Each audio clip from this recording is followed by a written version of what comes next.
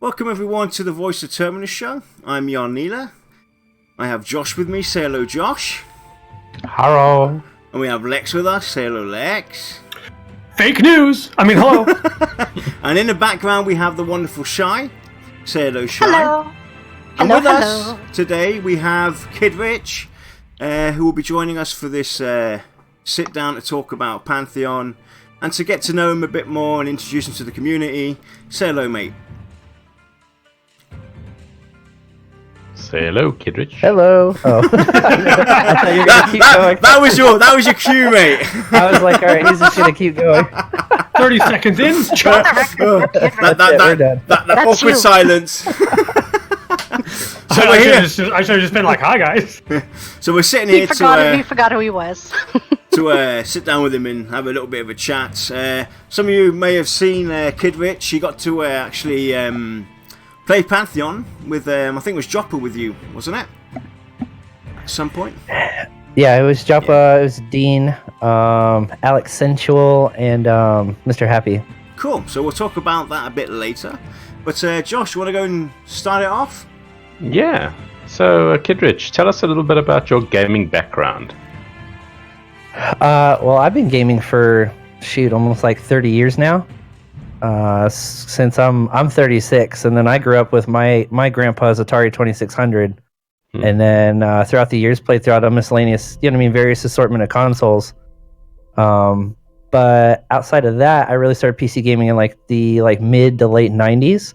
Probably when I jumped into I played UO a lot during that time, and then I moved on to EverQuest. I had a little bit of a gap when I went into the military from 2000 to 2005.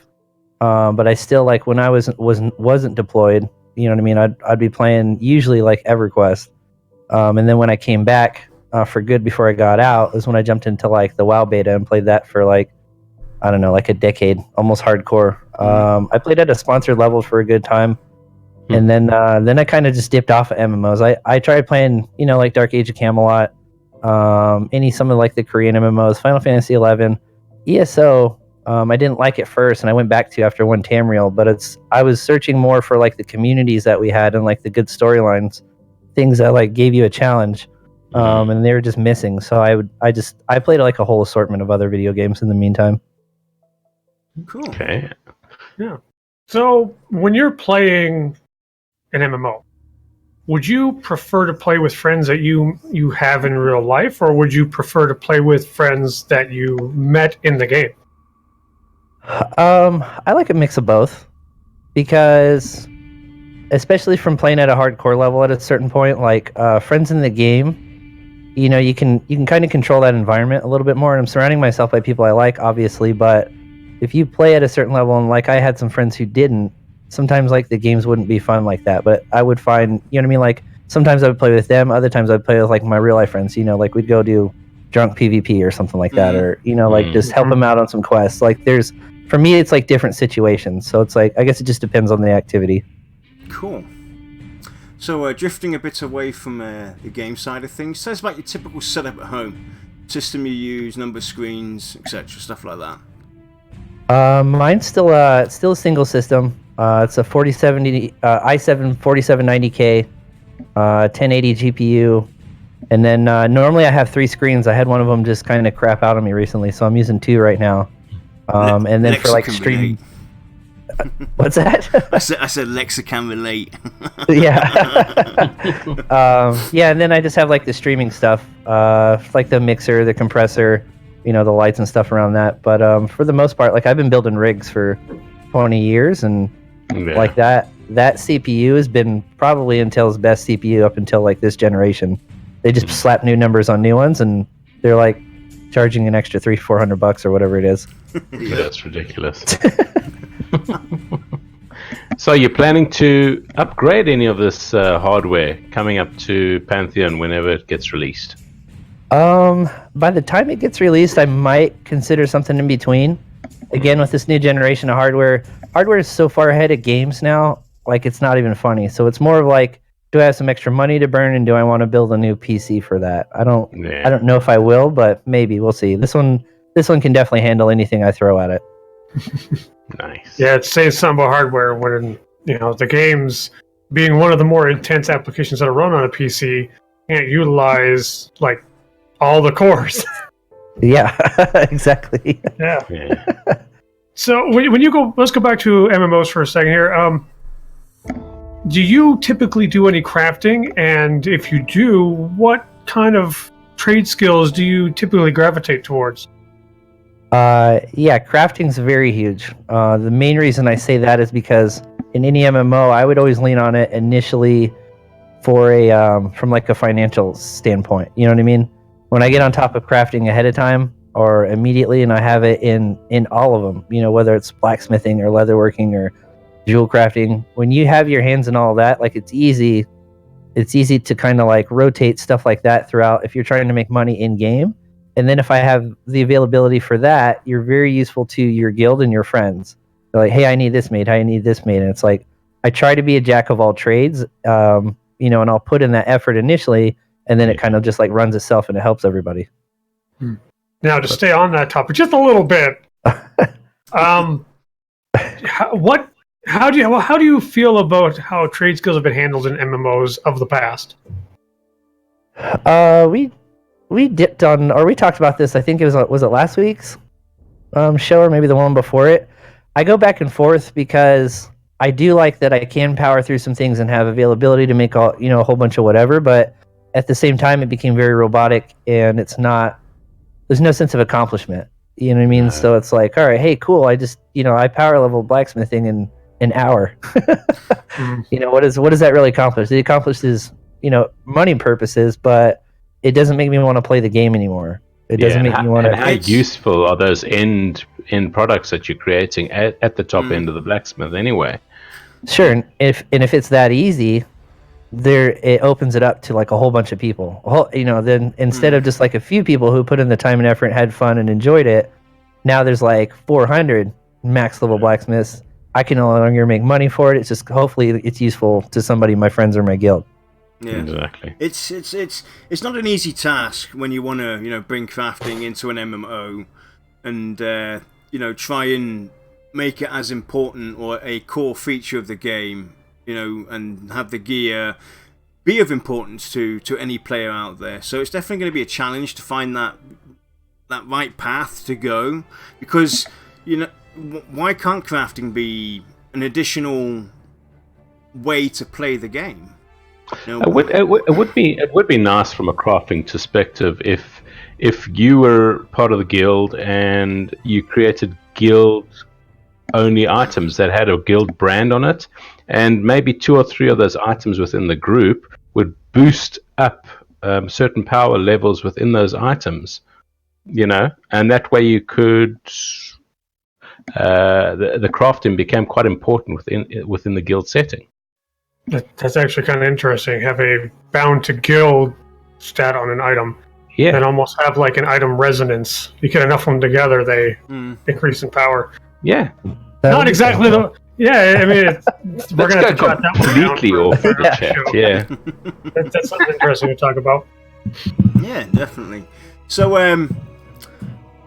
let's talk about classes and races. Obviously, everybody has their preference, and people have played so many MMOs, and so have you yourself. So, what class and race are you typically drawn to when you select your character? I lean towards more casters first. As far as races go, I got in the habit of usually picking races that benefit whatever that class is the most, right? Because usually there'll be for most of them, they'll be like, all right, well, maybe this race has more attack speed, or this one has plus intelligence, or this one has, you know what I mean? Like something like that. I usually assign it to that. And then when I make alts is usually when I explore everything else.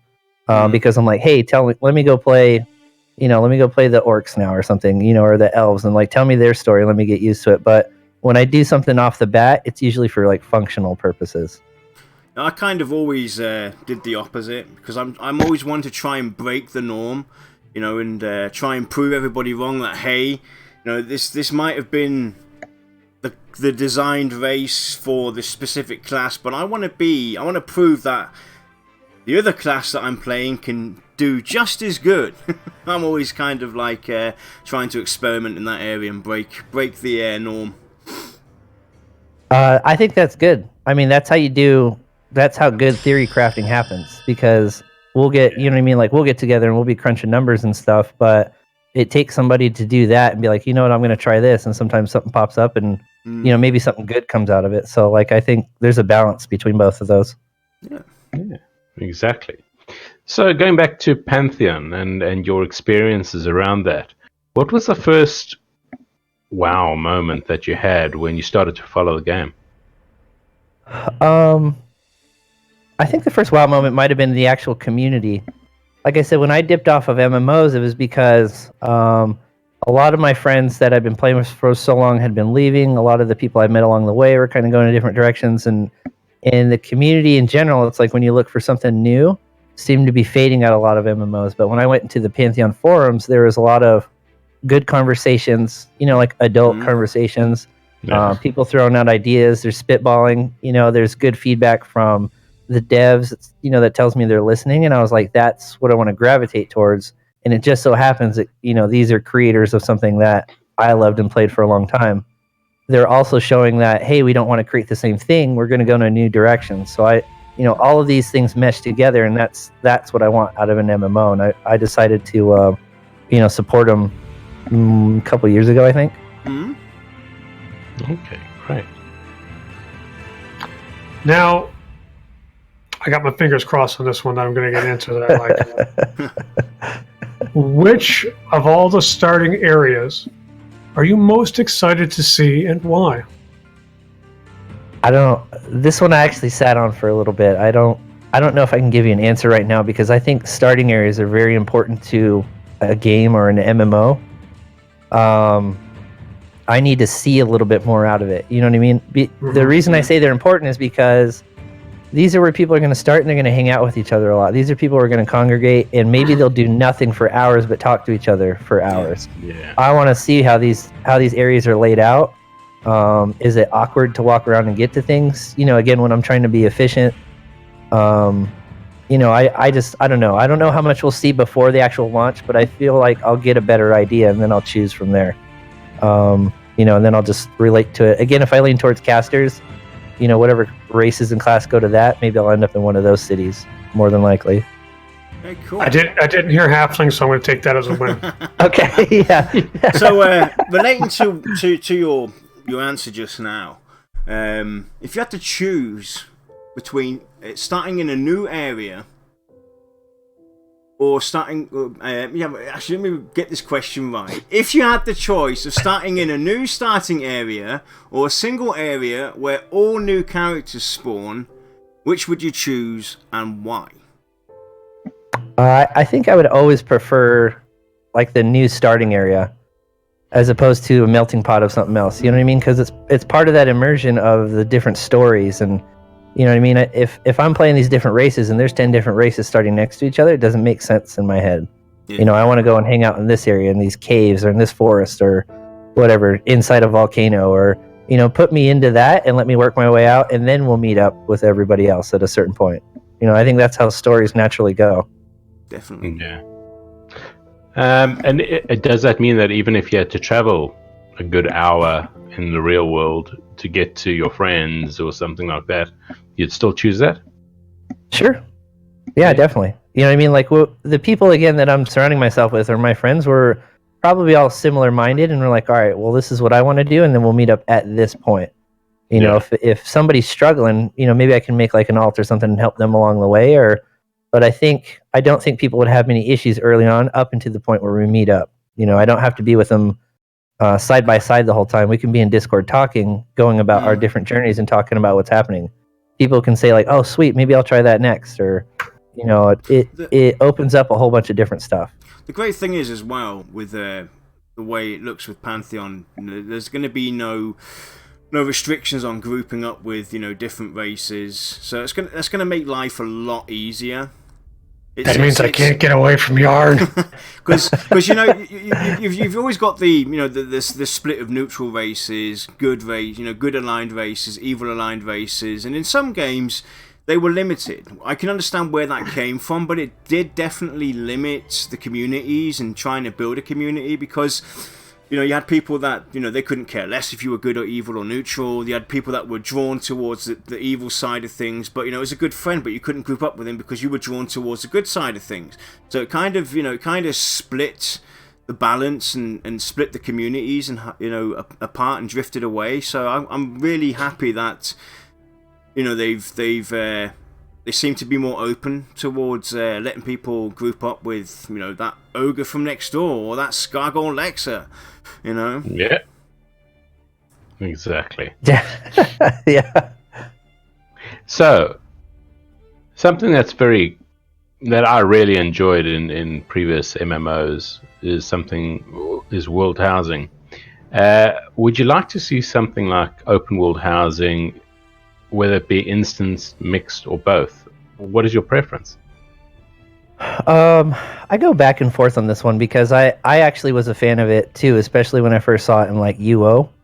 I thought they did pretty well at that for a little while, but then it was heavily exploited. You know what I mean? Like there's just all kinds of problems that can happen open world. So then I saw something on the other side where instance housing, I think probably at its worst was in WoW. I think it was during Warlords or something. They gave people their own houses, their own place to like go instance and do your own stuff. Well, it took everybody out of the cities and you lost the community. Everyone's just hanging out in their own place and it's bare bones. Like that's bad for the game. So I don't think I would like instanced at all, but open world I think needs to be handled with a little bit of care and maybe some testing. Yeah. Okay. Yeah. It's one of those things, even from a developer standpoint, it's very touchy. we could add. It's real easy to mess up. You could add an NPC parcel service. But when you go and purchase something from the local brokers or something, it actually gets delivered by an NPC to your house, making you, having to be there and be in the city. And I'm going to go ahead and say no because we're creating jobs. I'm going to say no, simply because if you're not there and the parcel goes on your doorstep, I'm taking it. Number one. Hey, and number two, I think Lexa would eat half the gnomes that are delivering those packages anyway. Hey, Lex, that brings a new level to risk versus reward. You leave that parcel on the doorstep. All of a sudden, you'll see a Scar running for his life, and you see about 16 guards following. I'll be screaming, "Leash! Just leash, please!" Oh. Now, I gotta ask, you did mention Elder Scrolls Online. Is there anything else that you're playing or looking forward to playing while you're waiting for Pantheon? I play a variety of RPGs.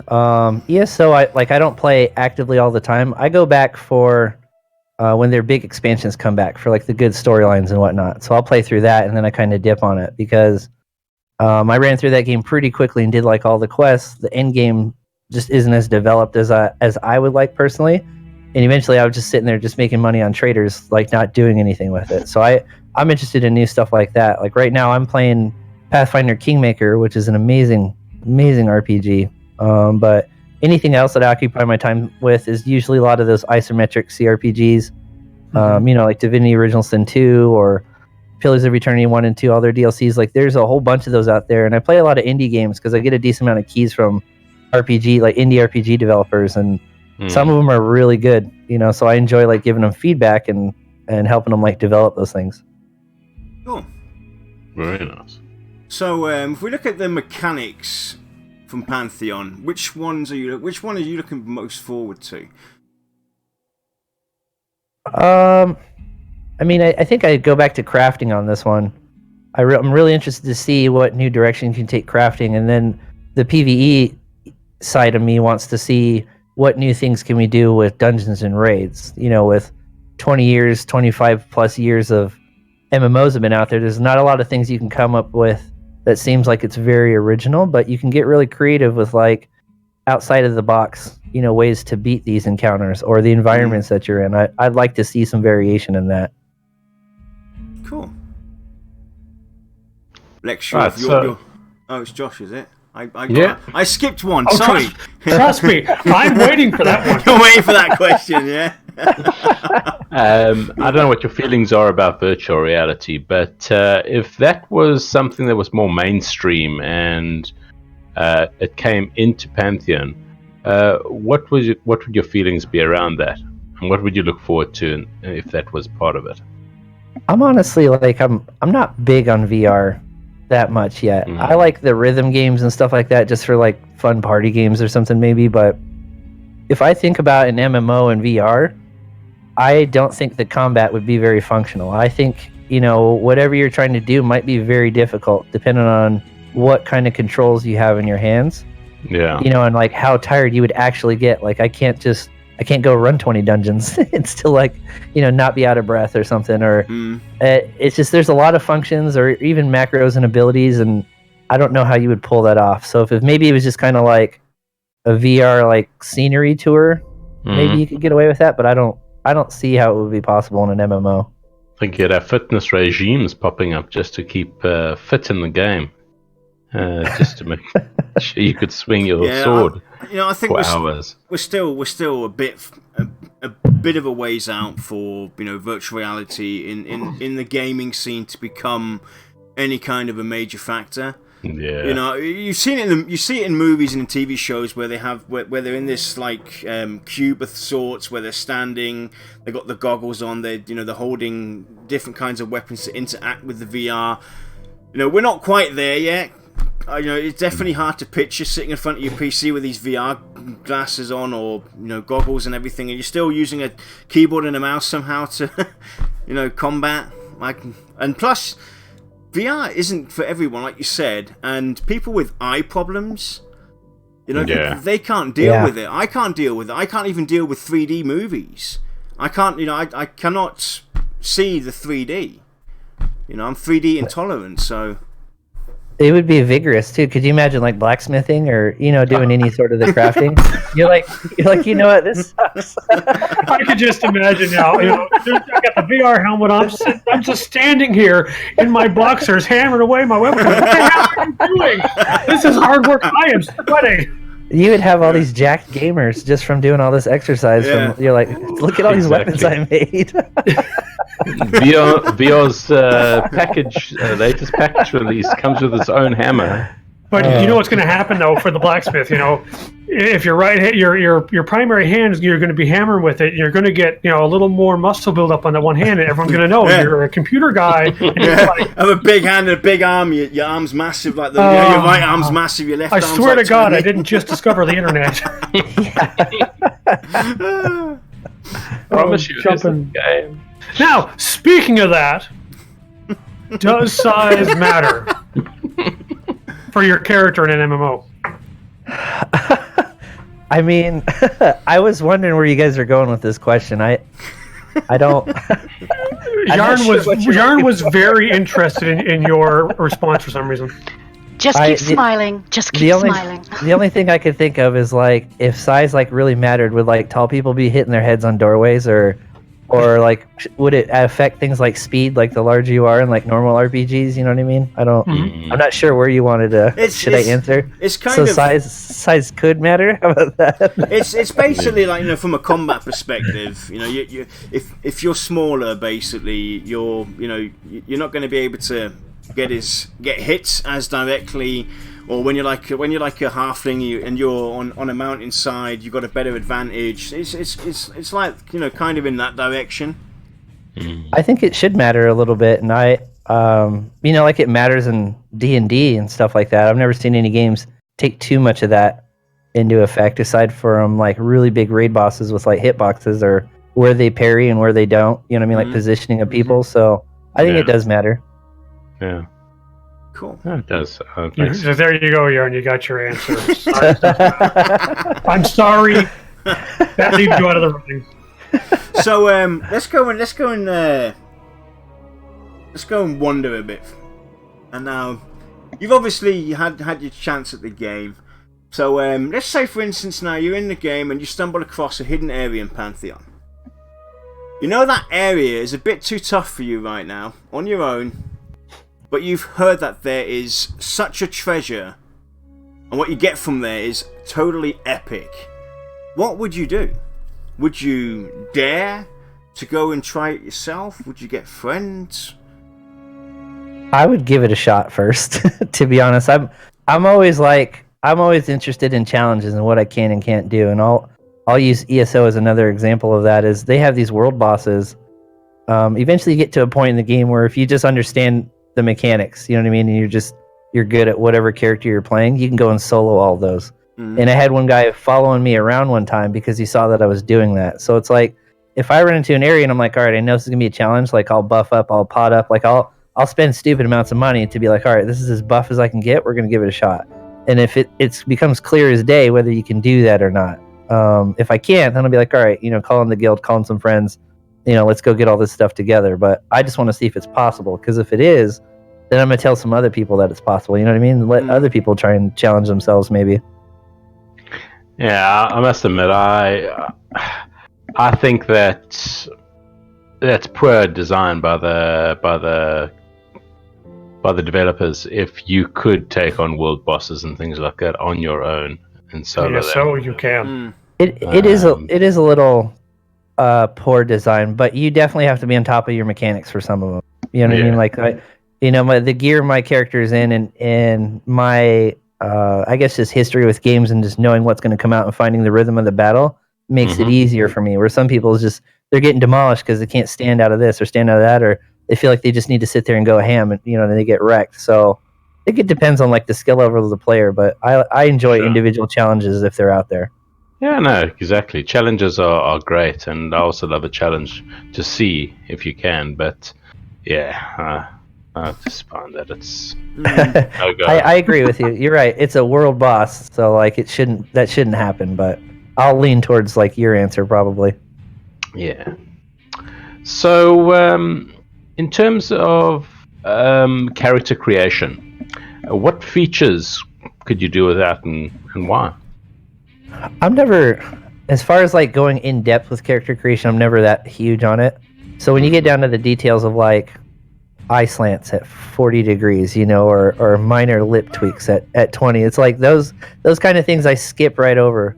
But at the same time, I don't mind if they're in the game, because I know there's people who are very meticulous. They want every aspect of their character to be correct. So I would say like take the systems from like wrestling games. You know what I mean? Like those are the most advanced character creations ever, and put those in an MMO. I'll pick and choose what I want. If I want Popeye arms, I'll make them. But I'm never too big on that. What about having a feature where you could basically take a photo of yourself, and the game would basically design your character based upon your photo that you've taken? If people want that, sure, but I bet there would be an extensive amount of trolling. And I'm also in this game to play something else. You know what I mean? Like you would probably turn the game into VR chat. I don't know if you guys have ever seen that black hole, but it gets like, it's wild. Yeah, that's exactly what would come into Pantheon, and people would leave the game. Yeah.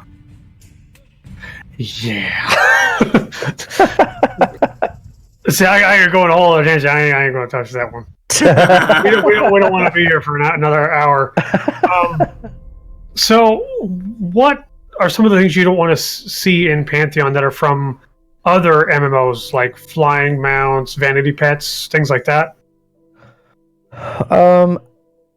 Some of that stuff doesn't really bother me. I don't want to see the streamline of every activity, right? Remember how he said like power leveling blacksmithing or any crafting or trade, and I don't want to see that. I want to see like challenges for everybody as they level up. I don't want to, we'll have an instant character up at max level, even if I do run a bunch of my high level friends, and we do some things to power up some alts. I don't want the game to become too easy and then make me feel like I don't want to play it anymore.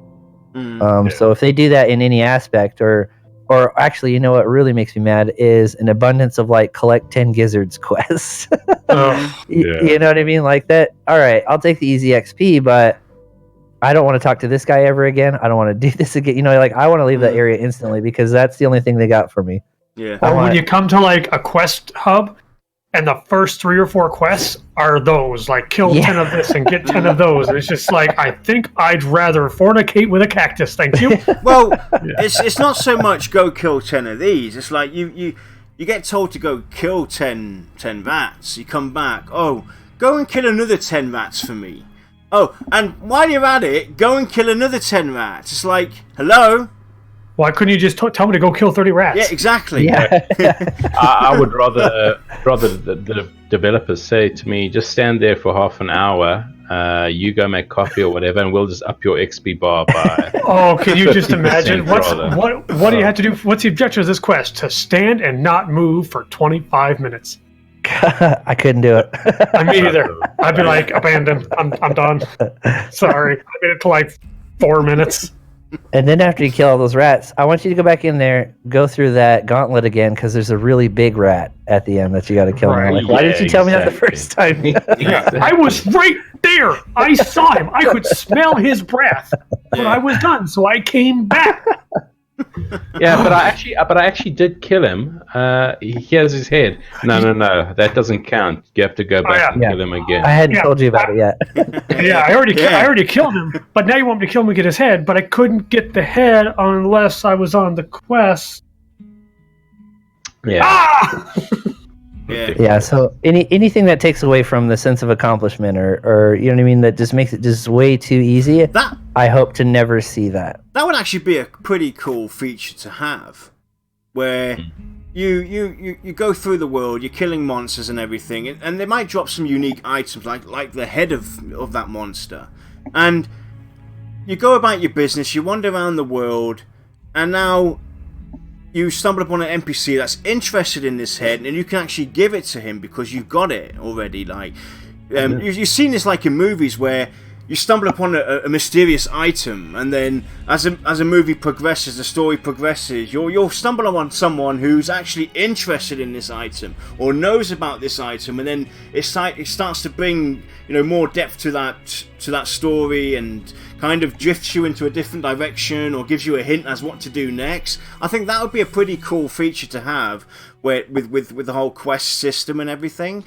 where you can find certain items that might be of value to a certain NPC in the world down the line. But down the line, that so it's kind of like as long as those items are identified and they give you a rough idea of who should be looking for this, because to be honest, I'm a hoarder in a game. Me too. I'm just gonna say that. And there's nothing more valuable to an MMO hoarder than bag space. Bank space. If I'm carrying this Drake gizzard around for 20 levels, there had best be a damn good reason why. Yeah. Otherwise, I'm gonna throw it away and be like, I might have missed out on 10,000 XP. Oh well, I'll go farm for. But that's where the system of VR should come into effect. That if you find some sort, the perception system. If you found this old ancient coin and you dust it off, then you should get a message saying maybe an old pirate captain can find use of this, and then you can have to hang on to something like that. Exactly, because you might stumble upon a pirate at some point in time. Exactly. So at least then to keep it in your bag, because it's linked to the perception side of it. That kind of makes me think like it's the start of a really bad joke. A pirate looking for something. You don't just like walk into town and be like, find a guy that looks like a pirate out of all these soldiers and be like. Then you bring it. They're like, you actually brought this? How did you know I want this? Yeah. So let's go back to races. Does it matter what gender you play? If so, what is your preference? I don't really care. I do it randomly sometimes. I'd say more often than not over the years I've made male characters, but sometimes I'll be like, you know what, we're just gonna make a female today or whatever this is, and I run with it. Again, that's my not caring about that character creation as much in detail, and most games have done pretty good on their models. You don't pick gnomes or dwarves. That's what I don't do. But that's where it's a bit sad in MMOs. Like in Dungeons and Dragons, picking back when the first edition was around, that type of thing. I think being a male and female would benefit you, type of thing, charisma-wise, strength-wise, that type of thing. And MMOs just don't tend to go along that path anymore. So it is just a random, who cares if I play a male or female? It's not going to affect me in any way. Yeah. And it should count for something ultimately. I think it should, and I think they took it out because they did a lot of the benefits strictly more for like the classes and the races. If you add in another element, if you add in like that third element, even if it is just male female, eventually it might pigeonhole things a little bit. I think as far as like, yes, this will benefit me more no matter what. But you know, again, like I'm just a person who's not that big on it anymore. Whereas I've played with people or I have other friends and they're like, no, I have to have a female character, or I'll never play anything but a male. You know, like they stick to whatever they like personally. So for me, it's just kind of, you know, I might flip a coin that day and all of a sudden I'm a female.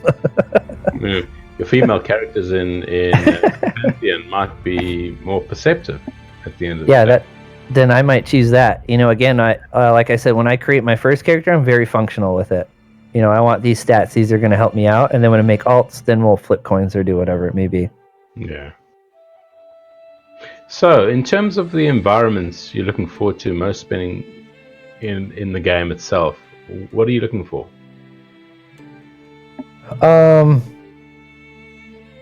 I think the what am I looking for, like in general, or like looking forward just to? in the environments that you'd like to see. For instance, cold weather climates, that type of thing. Okay, so that's what I decided I was going to talk more about. Like some of those ones that are like gated off to you till you have your resistances and whatnot. Yeah. I'm really looking forward to those areas because I feel like it's going to be a little bit of a journey to build up to that point, and there's got to be something cool in those areas. You know, like I really want to see what they're hiding behind that. Other than that, I'm pretty big on sound in environments. Obviously, I want it to look pretty, but that's a sound right. I like to be very aware of like what's going on. You know, or if something's like coming through the trees, or something's running towards me, or you know, definitely when the music changes in different zones and stuff like that. I think that's for me that's important because it kind of like it adds, I don't know, like to that area's. For me, it's a bit different with the sound with the wind whipping the sand up through you. I just had a visual sound. I had rustling in the bushes, and then all of a sudden, Lexa pops out. It's only me. Hi guys. Pull your pants up, sorry. Lex. Sorry. It'll be more of a hey you guys. But yeah, like things like that make you aware of what's going on. You're like, oh, you know, it's just him, and eventually maybe it turns into the boy who cried wolf, and you're like, oh, it's probably just Lexa again, and you know, somebody comes up and starts whacking you, and you're like, no, you see what you did to us? Yeah. Mission accomplished. Sound is so important. You know, you can do so much with it to bring the suspense and the awareness and make it really feel like, you know, anywhere you go, you know, you're listening, and if you have the virtual sound where it's, you know, coming from one direction, it moves around. You're thinking about, oh my god, I'm surrounded, or something's coming at us. You know, the closer it gets, the louder the sound. For instance, you know, those visual cues go a long way to making you feel really, really scared and keeping you on your toes. You know, I can just imagine it now. You know, we're in Helmir's cave. Something happens. Jan accidentally drops his torch, and it's pitch black. And all of a sudden, you hear kids laughing. I can just hear Jan going, "Nope, I'm out. I'm done. Logging out. I'll see you guys later." Yep. Yeah, Nika said it in chat too. Like to build tension, especially when I'm in dungeons and stuff. I want to hear these sounds, or you know, like there might be. I know this creature's here, but I can't see him. And maybe I have to, like, you know, try and see invisibility, or maybe I have to. It just gets you thinking and doing different things, whereas just mindless run-throughs, like, let's just go kill this stuff. I don't care what it sounds like; it's dying. Well, having like howls from a distance, you know, or growling, or you hear scratching, or you hear a door slam shut. That'll be me when my mic's open. Yeah. The hell is that scratching noise? Sorry. Open mic. Yeah, but definitely. I mean, it scared the shit out of me. I'll be honest. It's like horror games. I love playing horror games, but I can't play horror games, if you understand, because you know I just get so scared. You know, Resident Evil, for instance, when I first played that, I wanted to play it so bad, but it scared the shit out of me. You know, and it's definitely a very hard subject, to find that balance, because it could also draw people away from your game if it's done too much, and people that are a bit more delicate and do have a fear for stuff like that, where they don't know what's behind the next corner, and they all of a sudden hear a howl. It's like with EverQuest 2, when they had the Halloween, for instance. At some point, you would move into the haunted house, and all of a sudden, this skeleton would just jump up on your screen. The first time that happened, I literally almost shit myself seeing that. I lost a monitor that day. Stuff like that. But it's still, when you look back at it, that was actually a pretty cool feature to have. Well, that was in EverQuest 2 as well. In that one area, where your screen got darker and darker and darker, and then all of a sudden something jumped up out of the screen towards your face, and I think half the people must have skipped a beat there. Yeah. Yeah, that's again is following a line of how real do we want it? Because I had this conversation. I'll go off topic just a little bit. It was like Red Dead Redemption 2. I watched somebody playing it, and it's very real when they open a drawer and they go to pick something up. Well, they're reaching down and they pick, like, let's say there's 4 coins in there. They reach down and pick it up. You have to watch that like cutscene 4 times to pick up all 4 of those things. Like, why can't I just grab all that at once? It's like they went for that realism and it went too far. And you're like, I'm playing a video game. Let me streamline some of this. So exactly. I understand where they might run into some problems. I don't pick them up one at a time. I do as little bending over or kneeling down as possible. I grab it, I stand up. Exactly. I take that jar, I tip it over into my other hand, and then I put the jar back down. Or I take the jar and I put it in my backpack. Yeah. Oh God. So, stupidity. Yeah. Well, it's one of those things where it's a great idea on paper, but in practice, not so much. But I'm curious to hear what your thoughts are on data mining, because on one side of the spectrum you have data mining that's kind of helpful, especially for newer players or casual players, where you can data mine to get stuff like quest information and information about mobs, like a raid boss's hit points, etc. But then there's the other side of the spectrum where people do it to almost spoil like an expansion. You'll get the patch notes, so you'll see the models ahead of time and stuff like that. What are your thoughts on that kind of situation? Again, I kind of like it from the functional aspect of, when I played really hardcore and I want to try and like figure out again how many hit points or something might have, and we can work out a strategy. We can work out multiple strategies or different rhythms. But when it comes to like spoiling expansions and telling me all the new stuff, like I'm not really on board with that, because again, like it is kind of ruining it. Like I'm not big on if somebody ruins a story for me completely, but when you're talking an MMO, this is like a whole experience. You're like, I have it right here, and half of it could be wrong. Like until it's live, like none of that might be true. Right. When patches are coming, or even when the devs put out patch notes, some of that might not be true, and then people get in an uproar, and a lot of these conversations start, and some of them just disappear because none of it ever happened. So I kind of like to avoid those if possible, but again, from a functional use, I appreciate some of that data mining, I guess. Yeah, and those who have watched our previous Q&As, you'll notice that I have kind of changed the wording to that question, because this one, the way I asked it this time, is a little more on par to what we are actually trying to ask. Sorry, me no English well. But we are getting pretty close to the end, until I scroll down and realize we're not really close to the end. Anyway. Lex! Would you please tell us a little bit about your YouTube channel? My YouTube channel is pretty basic right now. I put it out there as more of I know kind of like what I want to do with it. I'll build it up. I built it up very briefly to like a little over 100 subscribers, just so I could have my like custom name, which disappeared on me for some reason. I had to make another custom name.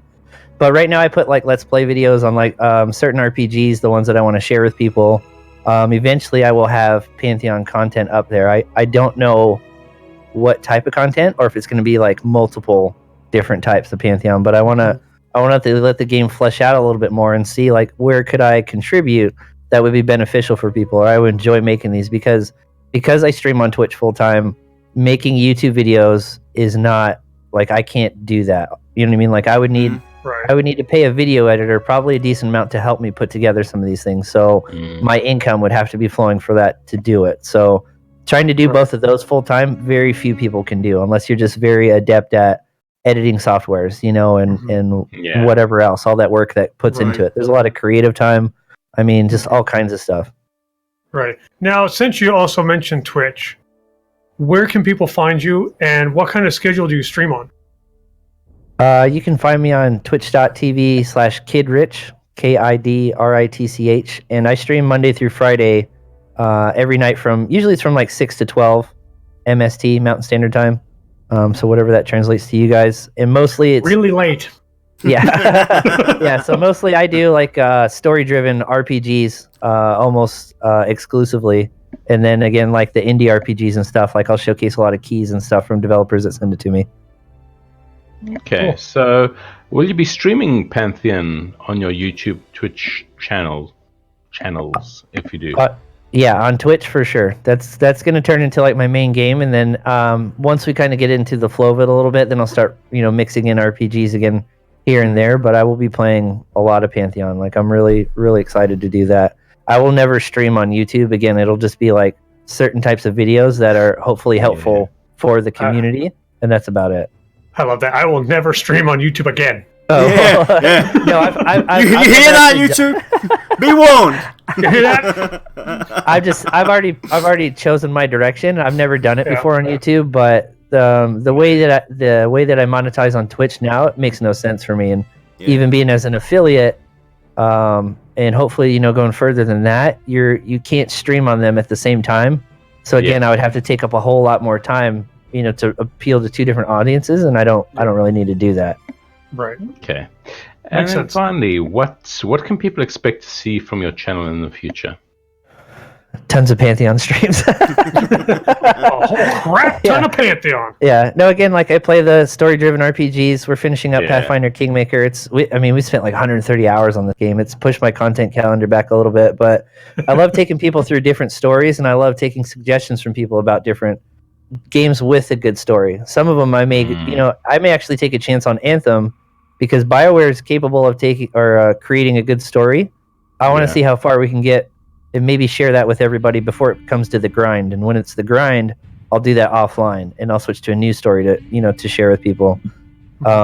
Because having like open-ended or non-linear stories are really great to play, especially with the community, because people get to see your decisions or your strategies and they're like, why did you do this? Or I did it like this. I want to see how you do it. Or some character falls down the stairs and dies, and they're like, "Why did you do that?" I'm like, "I didn't do that. Because I pushed him in the back." Why did you do that? Because they angered me. They crossed me, and they regret it. There's ethical questions that can come up. You can relate that to like real life situations. My Pathfinder playthrough is an evil playthrough, and it's been pretty hilarious because. Sometimes I'll start talking and I'm like, well, we could do this and help him out. And somebody's like, evil playthrough. And I'm like, all right, let's kill him.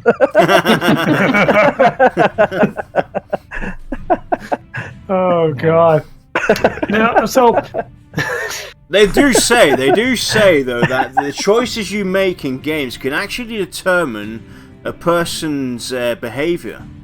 In real life. Yeah. No, that is untrue because otherwise I would have people at my front door putting me in a straitjacket. Well, they haven't found your address yet, have they? That's also a reason why. It's those two things that are keeping me here. So, we all know you've had a chance to play Pantheon. Can you tell us a little bit about your experience? What your overall feeling of the game was? I've been a part of the testing for a little bit, but what I got to show everybody, like on that special stream we did, was I was really excited to show how far it's come. The graphics have come a long way, and then some of the functionality of the wizard in particular, I chose that again because I lean towards casters, which kind of helps showcase, how like the class specialization is a topic for them, and they already told people like how it's going to be. It was a good way to show that almost to the T, because I had fire spells, I had frost spells, I had arcane, and I was doing heavy damage, and I was getting mana back with arcane. I was CCing a little bit. You can do all that, and be strong in each one of those without having to switch from one to the other, to the other, to the other, depending on what you're doing. What environment you're in. And then you got to see like the group play, and the buffs that that you give each other, and a little bit from each of the damage perspective, the tank perspective, and the healing. And then have them answer questions about the game in general. So it's I'm pretty happy with where it is right now, and I know like it's going to get a lot better in the next year or two, or whenever we see it. What aspect of the gameplay did you enjoy while you played it? I think again, just like showcasing some of the skills. I think that's very important for people early on. Is they're like, all right, well, I know this class normally does this, or this tank normally does that. Show me exactly what types of skills we have. Show me, is there things that I can rotate, or this is how I do this play style, or like it gets them thinking. And sometimes it gets them like, well, what if this ability did that, or did this and that. And it's like, if they're constructive about it, maybe it can help shift the game a little bit, like if it makes sense. If they don't see anything and it's right at launch and people are just like, like, what is this completely? Like, yeah, I do want to discover some things and explore, but at the same time, lean on your community and help, get those ideas and drive some of that. So I think they do need to see little teasers here and there, and there's some creative people out there who just, their voice needs to be heard, and maybe they'll help out. Yeah, definitely. I'm going to let you take the next one, Young, because there's no name. There is. You say right here, additional questions about the stream to follow. That is not a question. Hang on, let me share the script with everybody, shall we?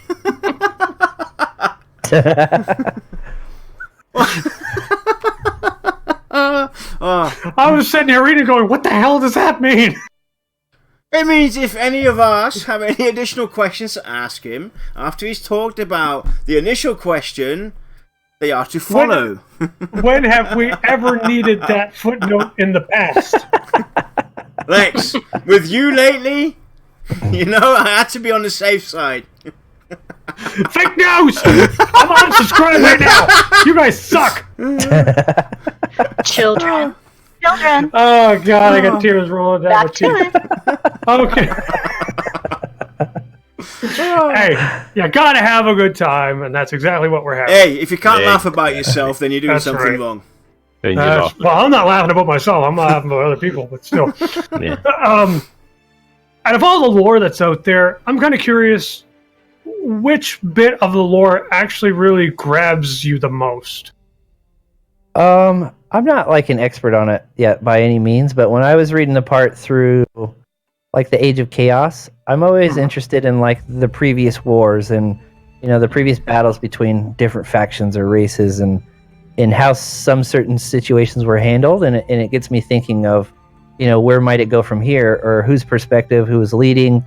Like I don't know, as kind of like a semi history like buff or nerd or whatever, you know what I mean? Like decisions like that interest me in what is going to come in the future if they make an impact or whatever. So that whole bit just before where we're at right now was pretty interesting to me, and I'm hoping to like learn some more about those and see where it goes. Cool. Nice. So what do you think about third-party apps linked to Pantheon to improve the game?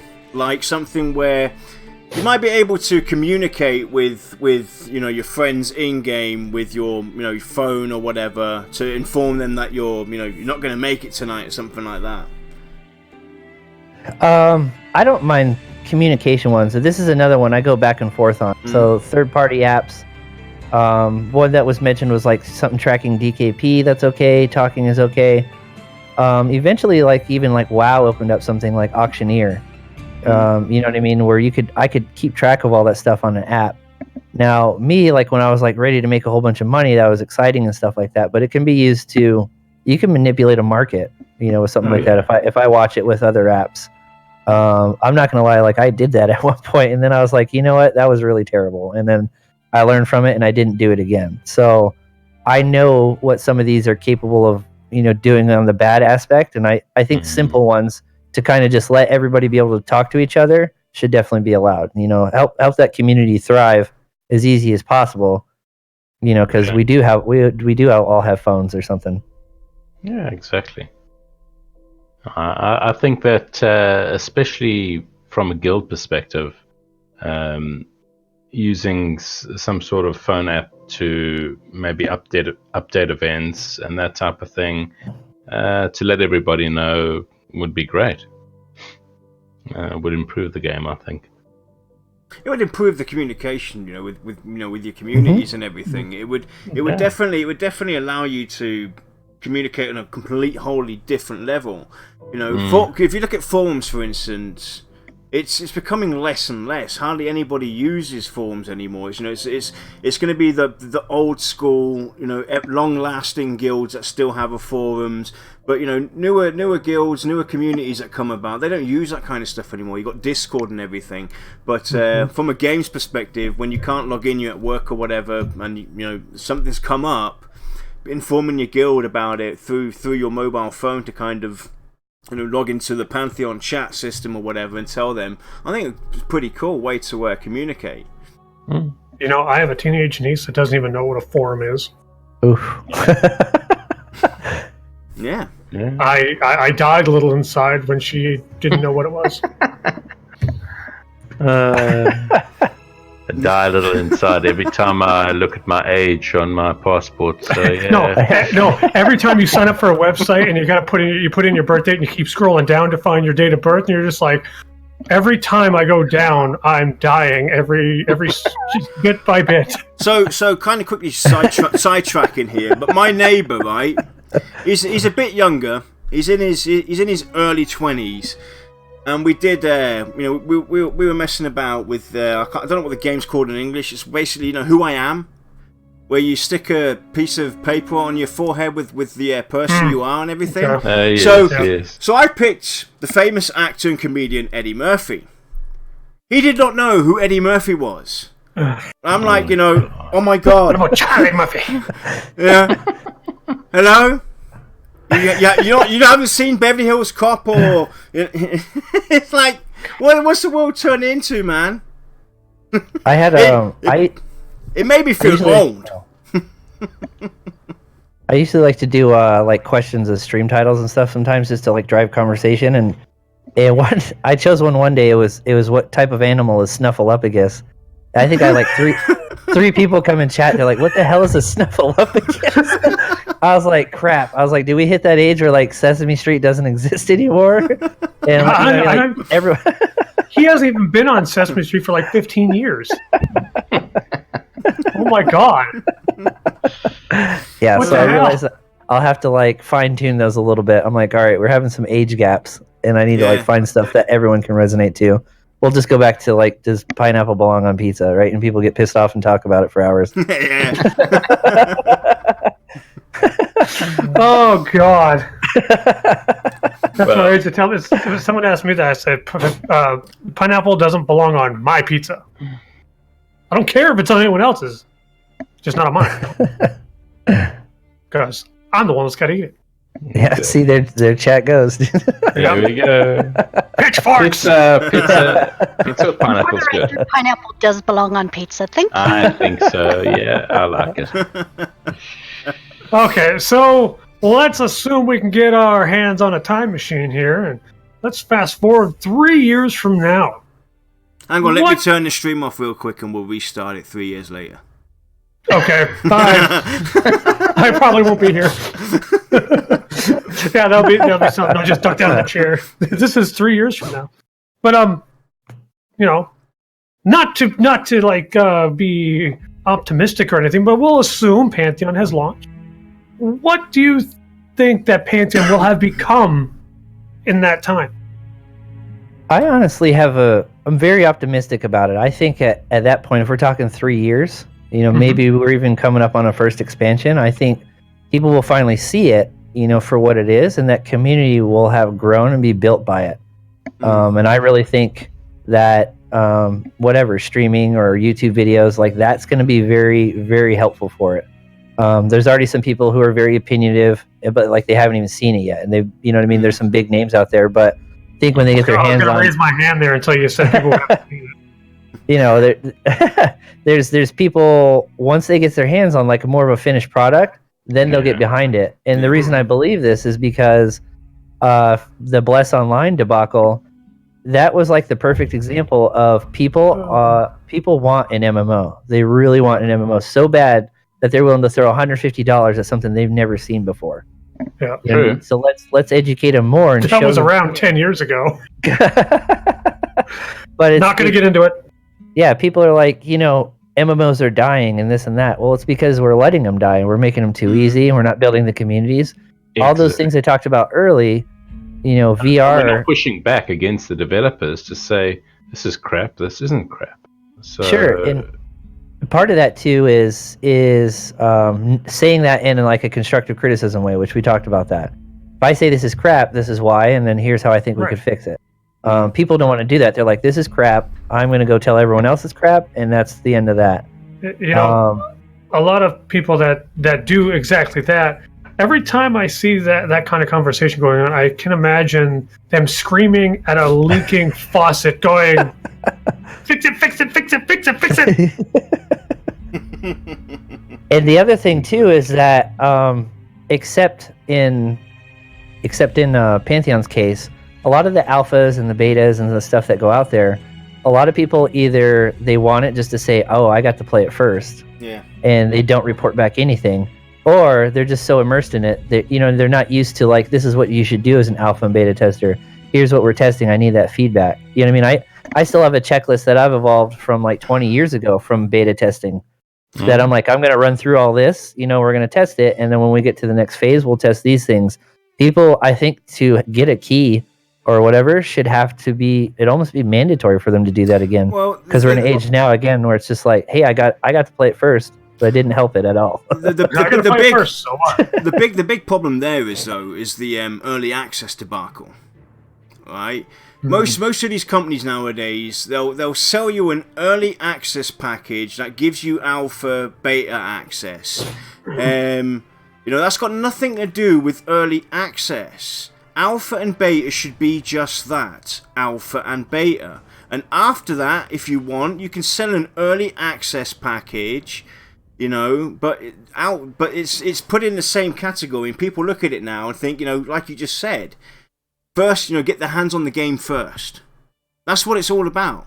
And early access has become a needle. It's a thorn. It's a massive thorn in the gaming industry, making it hard for companies like Visionary Realms, who are actually going through the actual process with, you know, they've got the crowdfunding, they've got their pre-alpha, they've got their alpha, they've got their beta. It's not the same as early access that is being promoted across the board by a lot of the other companies. They're in there to make a quick buck. They're in there to fund their game while they're still designing it, whereas companies like VR are doing it in a different way, but they get pulled in to that category, and that's why a lot of people are on the fence as well, because they can't separate the two because of what the industry has done. Early access is a joke nowadays. It's yeah. You know, like the BR games that are like, oh, it's been early access for 4 years, or Subnautica's early access for 5 years. You're right. Like that needs to be defined, and people, I don't know, I want people to be more active and really helping during those alpha and betas so that when it launches, you know, especially the people, I saw this with, what was that pirate one that just came out? Atlas. Mm-hmm. There were a ton of streamers, you know what I mean? I'm very in tune with the community and reading what they're putting out on social media. They got it like the first day, and they were like, this is garbage, you know, like it doesn't work properly. Like they told you from the beginning, this is an alpha build. Mm-hmm.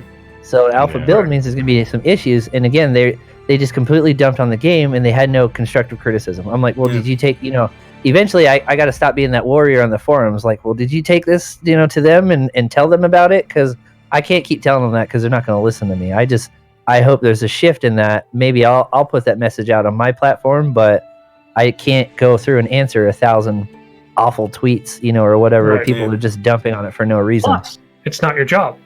You're right. It's nobody pays you for that. So that's what goes through my head. I'm like, all right, well, time is money. Right. Exactly. So it's funny because I had a conversation with one of my one of my stream viewers a few days ago, and he was wondering why I was so against a lot of these stuff like DLCs and early access. And I told him that gaming is the only industry that this actually happened. This works to the benefit of the company and not for the person that's, the customer.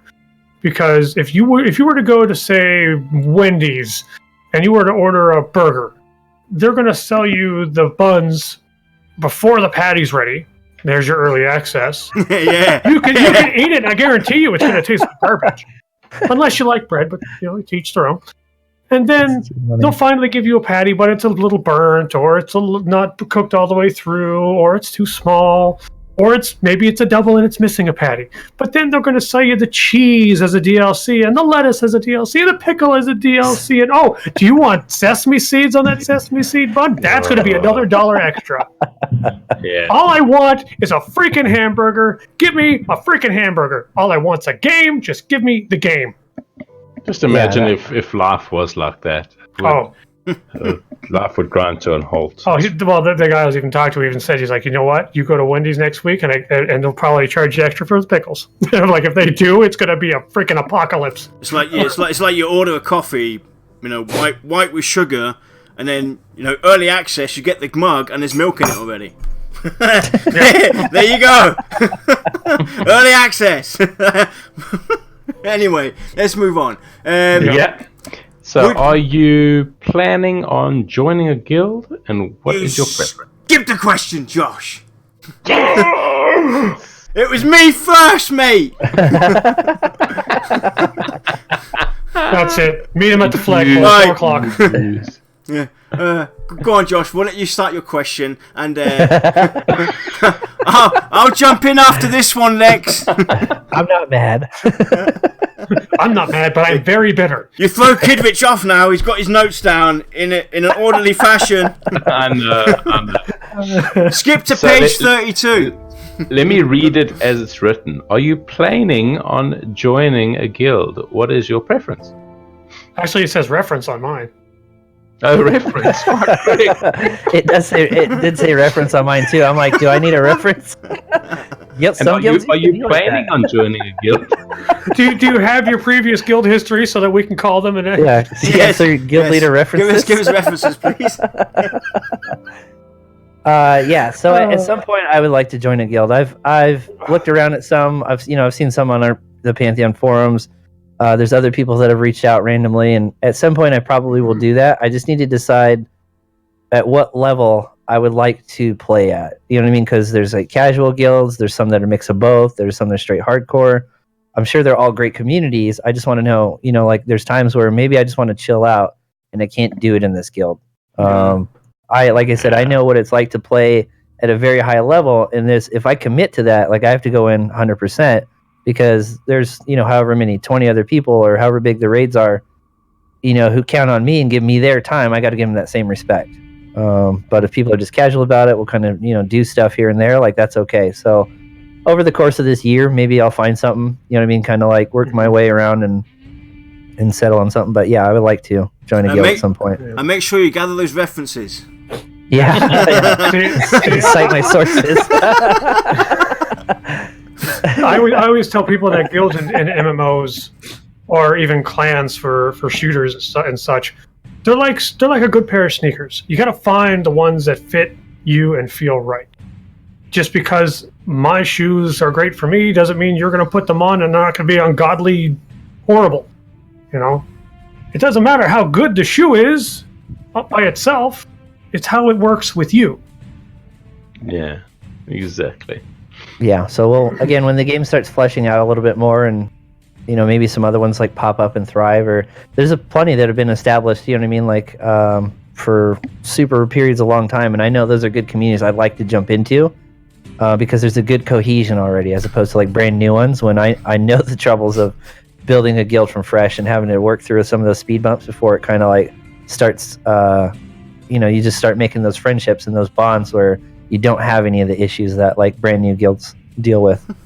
Lex, your reference with shoes has just got me on a complete new marketing scale.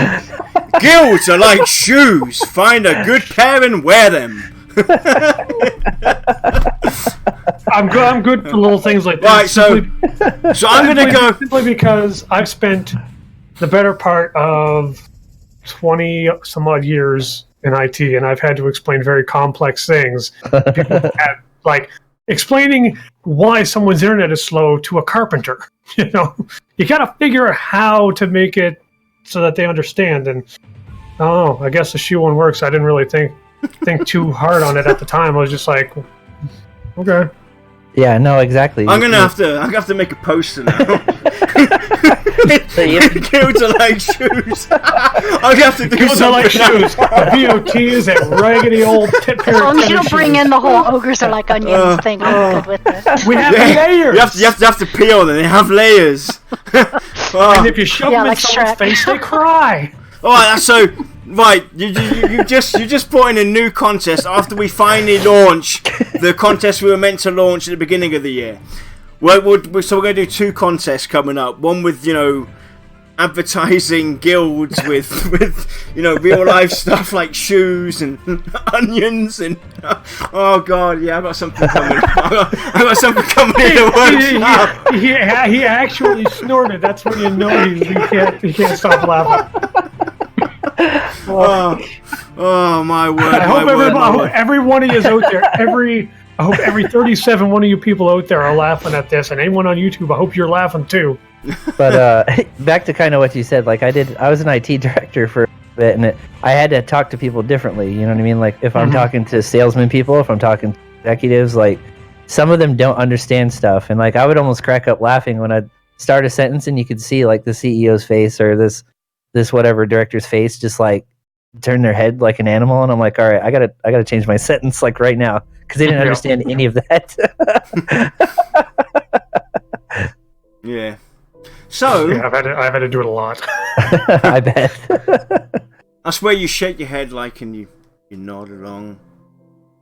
Anyway, let's go and get my question in.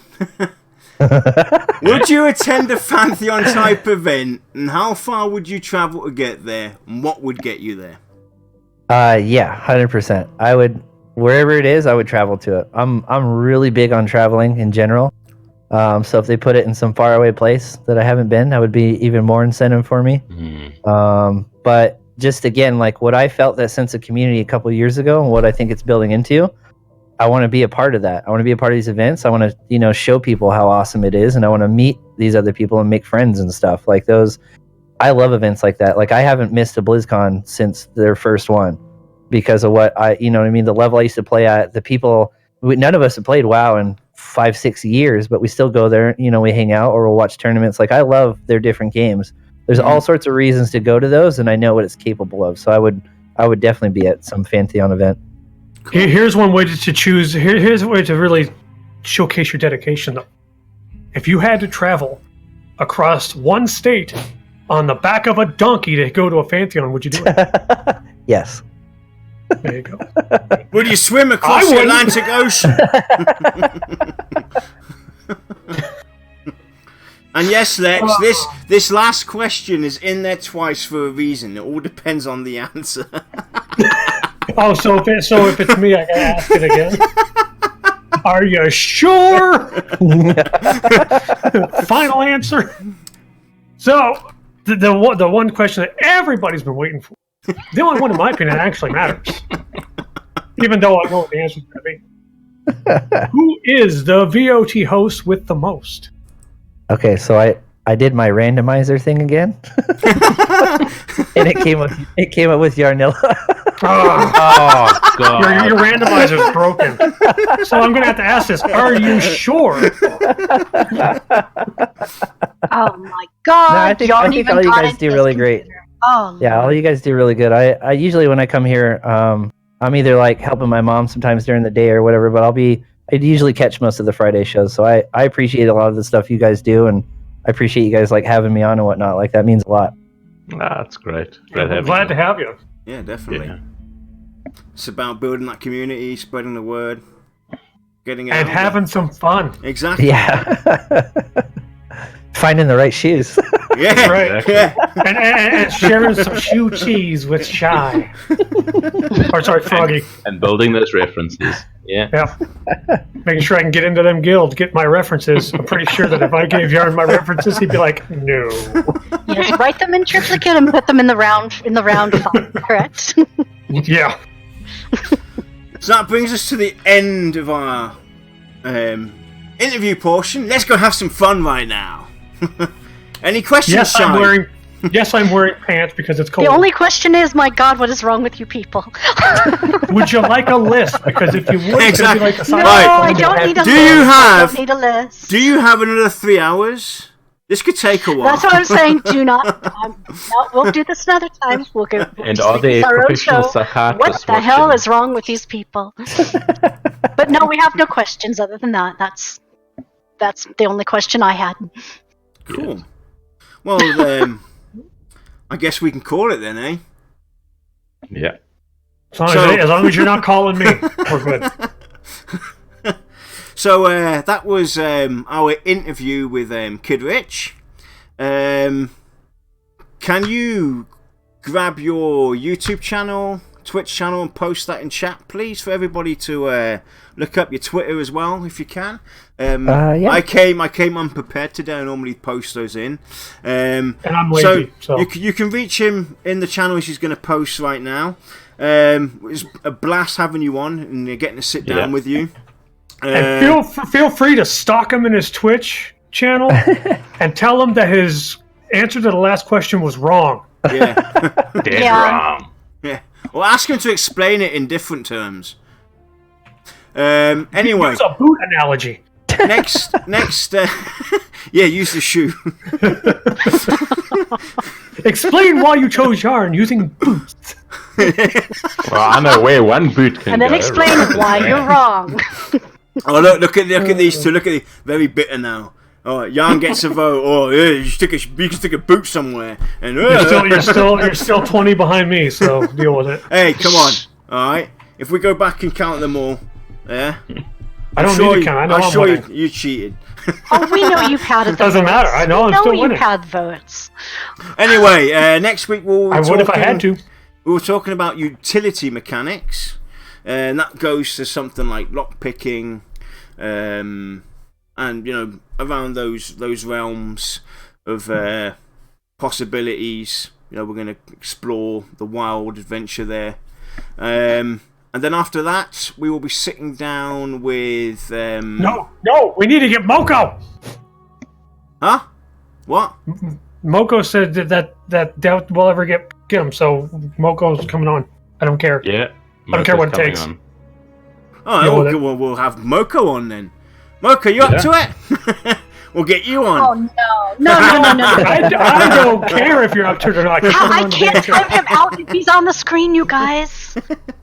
I can't banhammer him if he's on the screen. What just happened? Come on to our show, Moko. Join us. We don't bite. We'll even I give do. you. I We'll do, even. but I promise I give you Welcome to flowers the after. We'll even give you some Moko. comfortable shoes. I won't. I'll give you slippers. Anyway, that's the plan for next week. Talking about utility. Maybe we'll get Moko on as well, and after that, the week after that, we'll be doing another interview.